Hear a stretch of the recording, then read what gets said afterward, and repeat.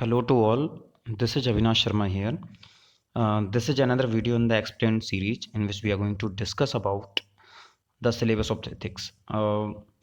This was query from some of the students that they have problem in understanding what should be studied and what should not be studied in the ethics, or the syllabus mentioned by the UPSC or MPPSC is only indicative in the nature.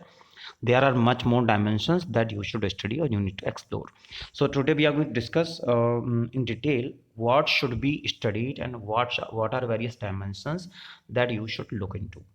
So this video can be one of the long videos, so I have categorized the syllabus in two videos. This is first in the series, and next will also come. Talking about the syllabus, first thing or the first thing that I will discuss is human needs and motivation, in which the syllabus mentioned by the MPPSC is given in the above paragraph. You can also see that. Then below have discussed the points that we must cover in order to cover the entire syllabus. So when we talk about the ethics paper or no, the term ethics, we should know what do we understand by the ethics. Not only we should understand the unit, but also we should understand that what is ethics. Then you should know what are various sources of ethics. You should know what are various determinants of ethics, how ethics is determined in your actions or in any particular thing. Then we must know about various areas, or you can say branches of ethics. For example, you must have heard about the meta ethics, normative ethics, prescriptive ethics, applied ethics. These are some of the examples of types of, you can say, types of branches of ethics. Okay. Then we must know various theories of ethics, like virtue ethics, conduct ethics. We should know about hedonism, egoism, utilitarianism, ethical altruism, no, deontology or Kantianism. These are some of the theories of ethics we must also know, from where the question can be there. Then of course there is one term named as morals. So generally we confuse between what is the ethics and what are morals. So we must know the difference between ethics and morality, and you must be prepared with the ethics and morality. And in our class we'll be discussing all these topics. Then of course there is one more term named as values. So we must know what are the values, what do we understand by the term values. Then of course what is the difference between ethics and values. Then we must know the classification of values. We should know what are the human values like compassion, honesty, loyalty. These all are the human values. Then other than this, we must also be prepared with how values are inculcated in an individual, or how the inculcation of the values takes place in the society. So what is the role of the family, what is the role of school or educational institutions, what is the role of society itself. We should know about it, and of course this question can be asked in the exam. Then we should know why values are significant, or what is the significance of values in the public administration, how they help, right? So with this we'll be covering the values wala part. Then other than this, there are some key terms such as norms, customs, beliefs, morals. Some key terms which can be there in the 3 marker. We should also study them. Then of course there is one term named as ethical dilemma. So we should discuss what is ethical dilemma, or generally termed as moral dilemma. What do you understand by the term moral dilemma? Then, when we discuss the moral dilemma, we should know what are various potential sources of moral dilemma. What are various situations in which moral dilemma can be there in an individual.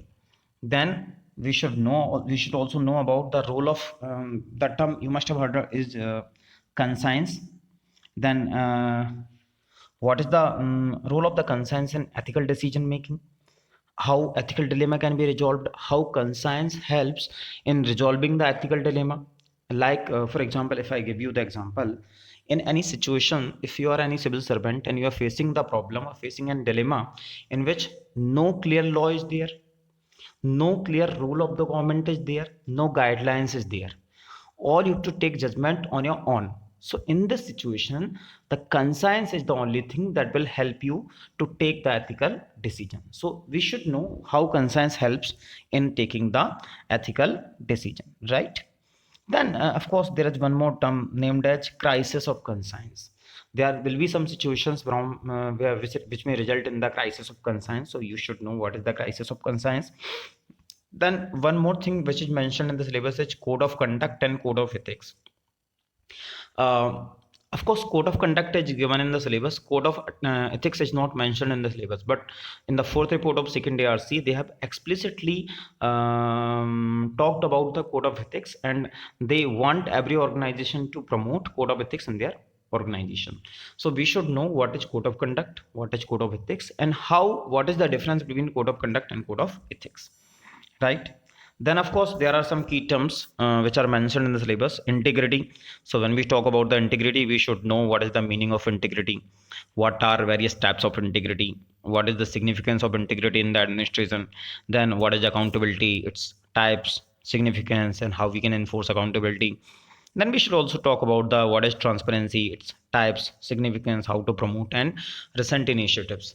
Remember, when we talk about the transparency or accountability, some recent initiatives by the government are very significant to put in the exam, to quote in the exam, so that they should know that you are updated with the current also. For example, recently government has promoted online auction in the coal allocation. So this is one of the good example of promoting the transparency and accountability. If I give you the example in the context of MP, recently MP government has launched Panchayat Darpan portal. So in this portal, Panchayati Raj institutions, all the detail related to Panchayati Raj institutions will be available there. So they are being promoted, accountable, and transparent. So these some of the examples you should know and you should put in the exam. Then of course some ethical elements in the governance like honesty, objectivity, commitment, fairness, justice, empathy, dedication to public service, etc. All these examples you should be prepared with all the ethical elements. Then higher values in the governance, some good values which you can say good governance, the values related to good governance, then only you will be able to cover the entire syllabus. So you should know this unit is mostly administrative in the nature, or this unit is mostly related to promoting the good governance, right? Then of course, other than this, another unit is attitude. If I talk about the attitude, this unit is mostly psychological in the nature. It is taken from the psychology, you can say 11th and 12th psychology book, it is available there. So attitude, generally we know that it is a psychological tendency which may result in the behavioral aspect, which may be favor or disfavor. No, this can be a definition of the attitude, or you can say it is the general feeling or belief that determine behavior of the person. So what we should study in this unit, something or also mentioned in the above part, in the above paragraph I have mentioned about the syllabus given by the MPPSC, and below I have given the points that you should cover. So you can see, you should know the what is the meaning of attitude, what is the proper definition. Then you should know what are components, cognitive, affective, behavioral, all these components you should know. Then you should know how attitude is formed, what is the process of formation of attitude, or what are various factors which result or which determine the formation of attitude towards any object, right? Then you should know what is the function, what are the functions or dysfunctions of attitude. When we talk about the functions, there are some functions you should know. Actually, there was one of the psychologists named as Daniel Kurtz who has given some functions of attitude. So you should know like knowledge function, utilitarian function, ego defensive function. You should know about it. Value expressive function. So functions, what are various functions? Then you should know about dysfunctions of attitude, features of attitude, what are types of attitude.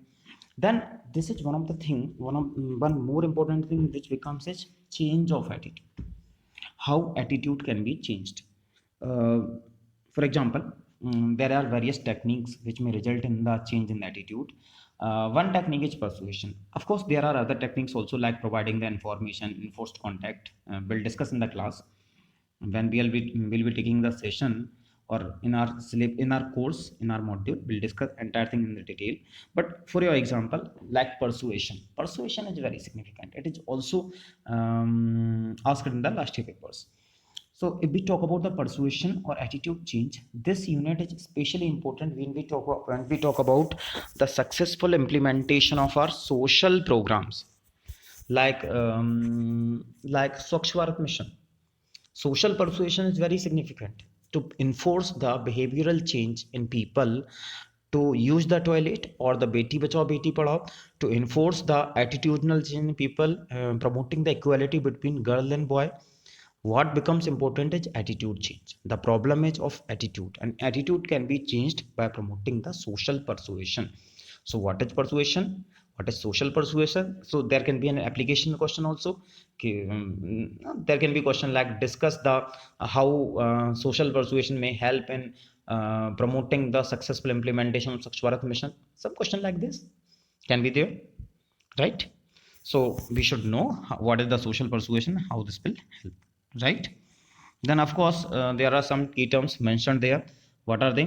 Prejudice, stereotypes, discrimination. We should know what are these key terms, and of course they are related to each other. One is cognitive component, another is affective, and third one is behavioral. So of course we should also know when they are formed, how prejudice or attitudes prejudice or stereotypes are formed, and how we can resolve them or handle them. All these things you should study, you should know about this unit, right? Then another thing that you should know is the emotional intelligence, that we term as EI. In EI you should know what do we understand by the term EI. Then of course you should know what is the Mayer and Salovey model. This was first model which came in emotional intelligence. Then you should know what is the model of Daniel Goleman. It is most appreciated and widely acclaimed model of EI. Then what is the difference between emotional intelligence and what is the difference between EI and intelligence? That is the emotional intelligence and intelligence, how they are differed. Then what is the difference between emotional quotient and intelligence quotient, right? Then we should also know what is the significance of emotional intelligence in the public administration.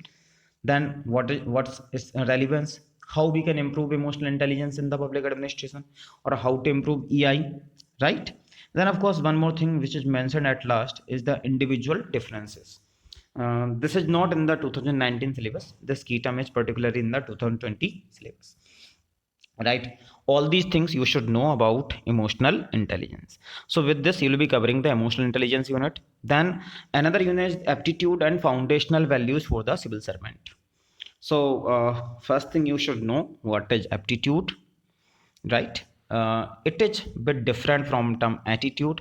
Generally we take it in the synonymous manner, as if they are same. They are not same.